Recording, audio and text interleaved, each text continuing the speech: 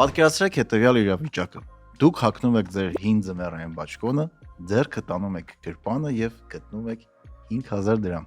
Հաճելի է, չէ՞։ Իսկ հիմա պատկերացրեք, որ դուք ձեռքը տանում եք ձեր թվային գրպանը եւ գտնում եք 2 միլիոն դրամ։ Դա հենց հիմա էլ կարող եք անել։ Ողջույն, սա փողի մասին ալիքն է եւ ես Նարեկն եմ։ Մեր գործընկերն է Amundi Alba Asset Management-ը։ Այսօր մենք խոսելու ենք մի թեմայի մասին, որից շատերը խուսափում են, ասելով, թե բա այդ ծերերի համար է, բայց իրականում սա զրույցը առաջին հերթին մեր երիտասարդների համար։ Այսօր կխոսենք, թե ինչու են ձեր աշխատավարձից ամեն ամիս գումար պահում եւ ուր է այն գնում, ինչ է իրենից ներկայացնում եւ ինչպես է աշխատում կենսաթոշակային համակարգը, նաեւ կուսումնասիրենք այդ համակարգի պատմությունը։ Եվ ամենակարևորը, երբ կարող եք այդ գումարը ստանալ եւ ինչպես կարող եք այն տնօրինել։ Եկեք սկսենք պատմությունից։ Մի պահ գնանք 20-րդ դարի կեսեր։ Աշխարհը, այդ թվում խորհրդային միությունը, ապրում էր մի պարզ կանոնով, որը կոչվում էր սերունդների համերաշխություն։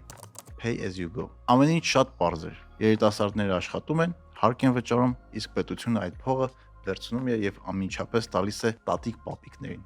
որպես թոշակ։ Փողը չէր կուտակվում, այն պարզապես տեղափոխվում էր երիտասարդների գրպանից ծերերի գրպանը։ Սա հրաշալի աշխատում էր, քանի դեռ մի թոշակառուին հասնում էր 5-ից 6 աշխատող երիտասարդ։ Բայց հետո տեղի ունեցավ երկու կարևոր իրադարձություն, որոնք փոխեցին ընթացքը։ Բժշկությունը զարգացավ, մարդիկ սկսեցին ապրել շատ ավելի երկար, որը իհարկե շատ լավ է, եւ ծնելությունը ընկավ։ Մարդիկ սկսեցին ավելի քիչ երեխաներ ունենալ։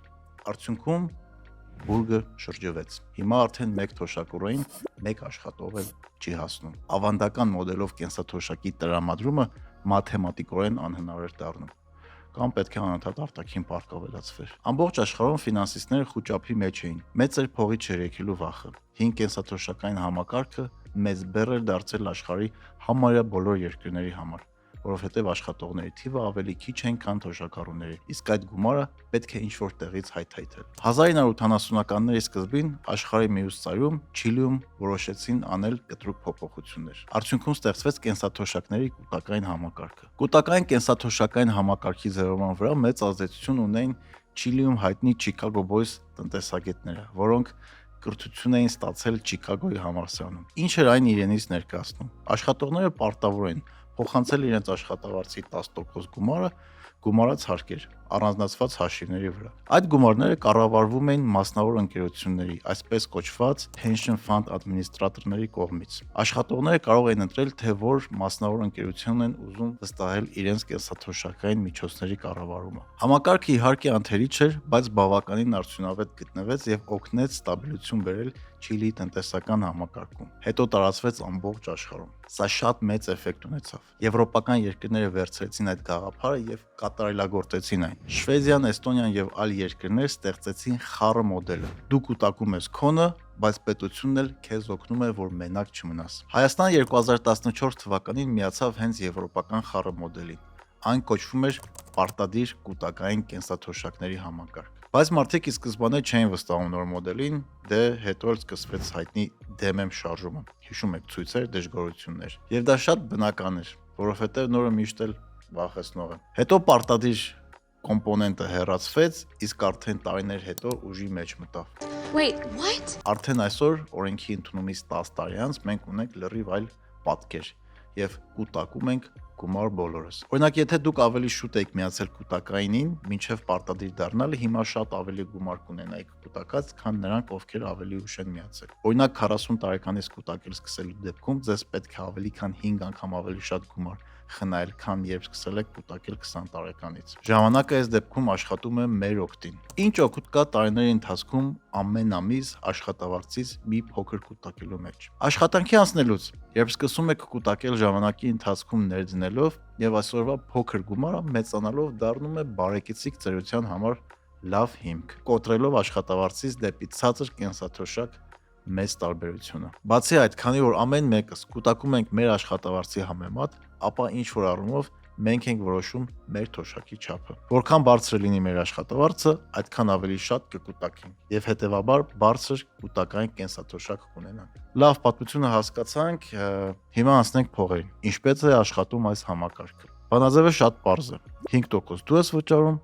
պլյուս 5% վճարում է պետությունը։ Եթե դուք ծնվել եք 1974 թվականի հունվարի 1-ից հետո, գրանցված աշխատող եք, անհարթ ձեռնարկատեր կամ նոտար, դուք մասնակցում եք այս համակարգին։ Պատկերացրեք, դուք ստանում եք 500,000 դրամ կեղտոտ աշխատավարձ։ Օրենքով այդ գումարի 5%, այսինքն 25,000 դրամը պահվում է ձեր աշխատավարձից։ Եթե դուք երբևէ մտածել եք ուր է գնում այդ գումարը, հիմա սկսենք պարզաբանել։ Ձեր գործատուն ձեր աշխատավարձը փոխանցելիս եկամտային հարկի եւ այլ պահումների հետ միասին ձեր աշխատավարձից պետական եկամուտների կոմիտե փոխանցում է նաև աշխատավարձի 5%-ը։ Մեր բերած օրինակ 500,000 դրամի աշխատավարձի դեպքում դա կազմում է 25,000 դրամ, պետությունն էլ իր հերթին ավելացնում է եւս 5%։ Այսպիսով 500,000 դրամ աշխատավարձի դեպքում ամեն ամիս դուք տալիս եք 25,000 դրամ, 25,000 դրամ էլ պետությունը փոխանցում է քո կൂട്ടակային կենսաթոշակային հաշվին։ Բայց նկատի ունեցեք, որ պետության կողմից համաֆինանսավորման առավելագույն շեմը հենց 25,000 դրամ է։ Այսինքն կապ չունի դուք ստանում եք 600,000 դրամ աշխատավարձ, թե 1 միլիոն, թե 2 միլիոն, պետությունը մաքսիմում ամսական կարող է վճարել 25,000 դրամ եւ ձեր աշխատավարձի 5%-ը։ Հիմա կատարենք հաշվարկը տարեկան կտրվածքով։ Դուք վճարեցիք 300,000 դրամ, ձեր հաշվին կուտակվեց 600,000 դրամ։ Եվ սա դեռ սկիզբն է։ Այս գումարը չի մնում պարապ, այն աշխատում է ձեզ համար։ Հիմա երևի հարց առաջացավ, թե ոնց է այդ գումարը աշխատում։ Ով է տիրապետում այդ փողին։ Պետությունը, կարճ պատասխանն է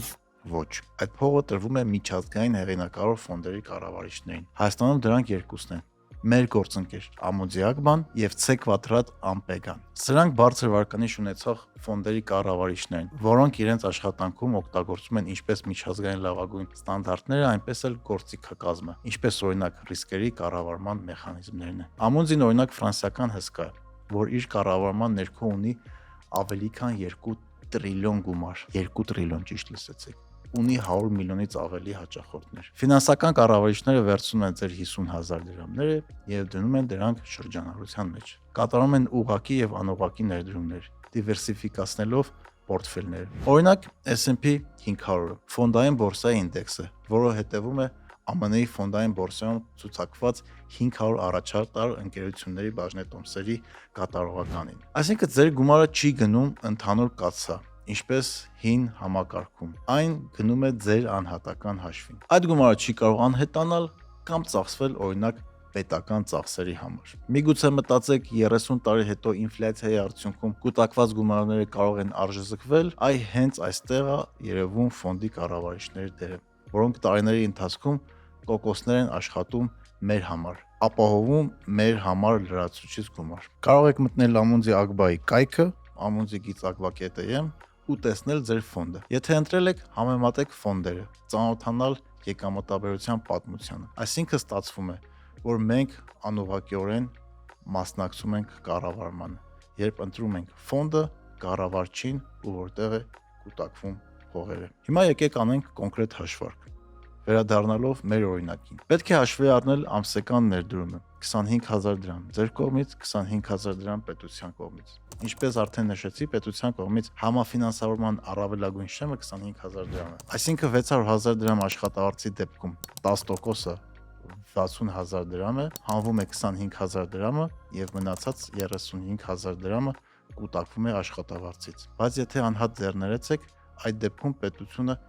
տարին մեկ անգամ մինչև 300,000 դրամ չափով կարող է ֆինանսավորել։ Ենթադրենք դուք հիմա 30 տարեկան եք եւ աշխատելու եք մինչև 63 տարեկան։ Եվս 33 տարի այսպես սկսած։ Ֆոնդերի տեսակները. ռազմավարությունը, ցածր ռիսկային կայուն եկամտային ֆոնդ, կենսաթոշակային միջոցները ներդրվում են պարտատոմսերում, միջին ռիսկային պահպանողական կոնսերվատիվ ֆոնդ։ Միջոցները մինչև 35% ներդրվում են բաժնետոմսերում, մնացածը պարտատոմսերում եւ ավանդում։ ՈՒԴ բարձր ռիսկային հավասարակշռված բալանսավորված ֆոնդ։ Միջոցները մինչև 50% ներդրվում է բաժնետոմսերում։ Շատ կարևոր է հաշվի առնել եւ հասկանալ այսպես կոչված բարդ տոկոսը, compounding interest։ Սա ձնագնդի էֆեկտն է։ Սկզբում այն փոքր է, բայց գլորվելով դառնում է հսկա։ Ձեր կուտակված գումարը ներդրվում է եւ ներդրումից ստացած եկամուտը միանալով կուտակված գումարին նորից ներդրվում է։ Եվ ոչ միայն ձեր ամսական խնայողություններն են մեծացնում կենսաթոշակային հաշվի միջոցները, այլև ներդրումից ստացած տոկոսագումարները նորից ու նորից աշխատում են եւ մեծացնում են ձեր կենսաթոշակային միջոցները։ 33 տարի անց ձեր հաշվին կլինի մոտավորապես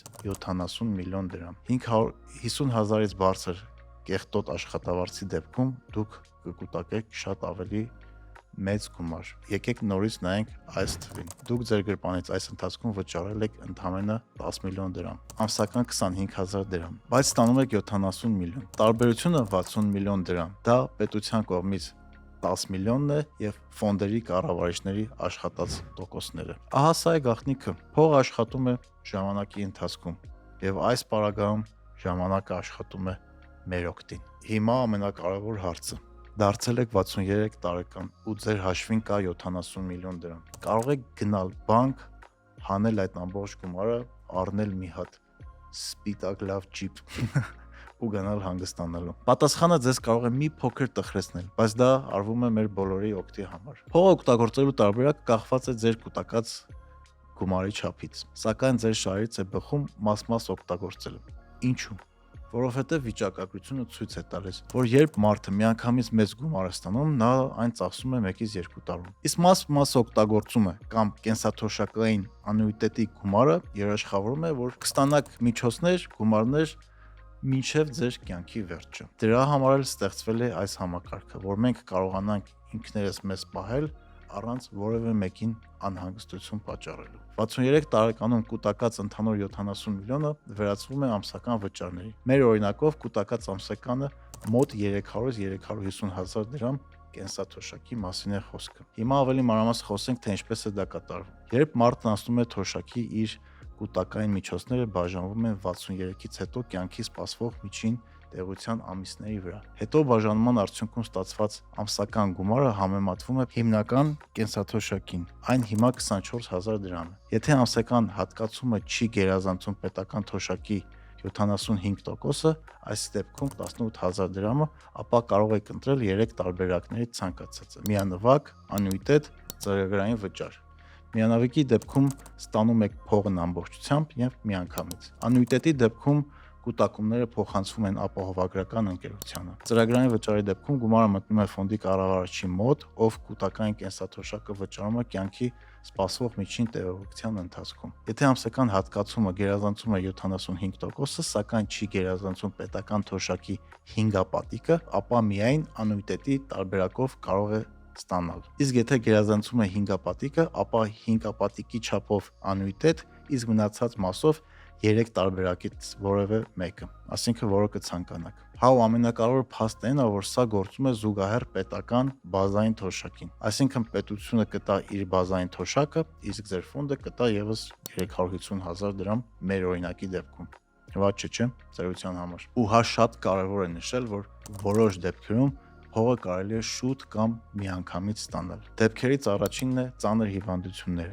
Կա կոնկրետ հիվանդությունների հաստատված ցանկ, հիվանդությունների այդ դեպքում գումարը կարող է միանգամից մարդ ստանալ եւ օգտագործել դա ցանկացած պահի բուժումը ստանալու համար։ Երկրորդ դեպքը ժառանգություն։ Եթե մարդը մահանում է մինչև թոշակի անցնելը, ամբողջ գումարը մինչև վերջի կոպեկը անցնում է նրա ընտանիքին։ Այն ոչ միտեղ չի կորում, բայց այստեղ շատ կարևոր է նոտարին դիմելիս խնդրել, որ հարցում անի Հայաստանի կենտրոնական դեպոզիտարիա կուտակային միջոցների մասով։ Շատերը դա չեն անում եւ կանգնում են փաստի առաջ եւ երկար ժամանակ է անցնում, մինչեւ գործընթացը կարգավորվում է։ Հիմա փորձենք ամփոփենք։ Այնինչ շատերը համանում են ավելնորդ պահում կամ հարկ, իրականում մեր բոլորիս ապահով ծերության կարևորագույն կետերից մեկն է։ Հիմա եկեք տեսնենք, թե որքան գումար ունեք կուտակած։ Հենց այս պայն վերցրեք ձեր հեռախոսը, մուտք գործեք ձեր բանկային հավելված, կարգավորումներում գտեք կենսաթոշակային հաշիվ կամ pension fund բաժինը,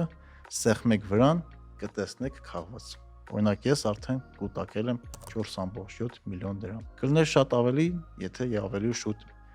միանայի։ Բոլորիս համար թիվը տարբեր է։ Նայեք այդ թվին ու հիշեք, դա ձեր փողն է, դա ձեր անվտանգության բարձիկն է։ Կարող եք նաև ձեր նախընտրած տարբերակով էլեկտրոնային հասցեին կամ post-ին ստանալ տարեկան հաշվետվություններ, թե երբ ում կողմից ինչքան գումար է կուտակվել, ձեր հաշվի մնացորդը, թե ինչ գործարքներ են կատարվել, ֆոնդի եկամտաբերությունը։ Ինչպես նաև եթե չունեք Բանկային հավելված ձեր քարտը կարող եք մուտք գործել ցանկացած բանկի բանկոմատ եւ լրացուցիչ ծառայություններից ընտրելով կենսաթոշակային հաշվի տարբերակը կտեսնեք եւ այդ պահի դրությամբ մնացորդը, թե վերջին 10 գործարքները։ Եթե դեռ չեք ընտրել ֆոնդի կառավարչին, համակարգը դա արել է ձեր փոխարեն, ընտրելով միջին պահպանողական։ Բայց դուք կարող եք փոխել այն, կախված ձեր տարիքից։ Իսկ եթե ուզում եք մի կառավարչից մյուսին մոտ տեղափոխվել, դա կարող եք տարեկան 1 անգամ անվճար կատարել։ Մյուս դեպքերում գանձվում է միջնորդավճար։ Մասնագետները ամեն դեպքում խորհուրդ են տալիս դա հաճախ չանել։ Ներդրումները սիրում են համբերատարություն։ Եկամտաբերությունը կարող եք ստուգել կառավարիչների կայքերով։ Օրինակ Amunzi Agban, amunzi.agba.am եւ կենտրոնական դեպոզիտարիայի կայքում cda.am։ Ընտրությունը ձերն է։ Կարող եք պահել ոսկե կանոնը, կարող եք կատարել այլ ընտրություն։ Մեկնաբանություններում գրեք, թե տեսել եք ձեր կուտակած գումարը, թե ոչ, եթե ոչ,